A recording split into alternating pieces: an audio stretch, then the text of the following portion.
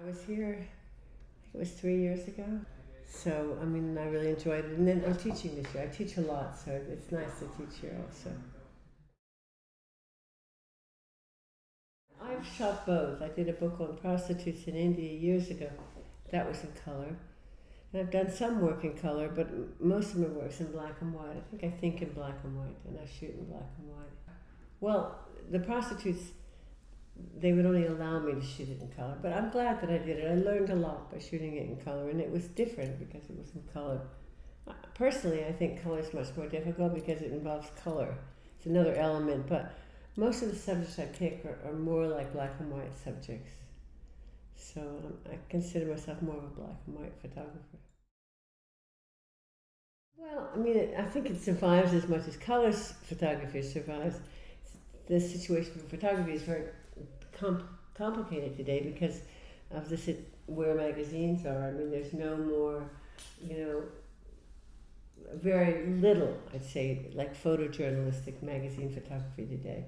There's a lot of celebrity photography and there's conflict photography, but we don't see that, long, great photo essay anymore about everyday life. That's just not published. But whether it's black and white or color, it doesn't seem to matter. It's just not published, that kind of story. Well, there's an oversaturation in a way of imagery, but great imagery is always welcome and great imagery is always necessary. So I think we all miss seeing great magazine stories and hope that it'll come back. I mean, they're still geographic and they do, I mean, thank goodness they're still geographic and they do stories, but not, I mean, only a certain amount of photographers can work for geographic.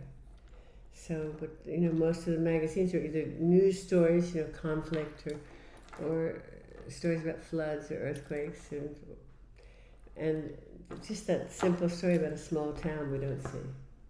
Well, I used to work a lot for Life magazine, so I used to do assignments all the time. So I have to say I miss that a lot.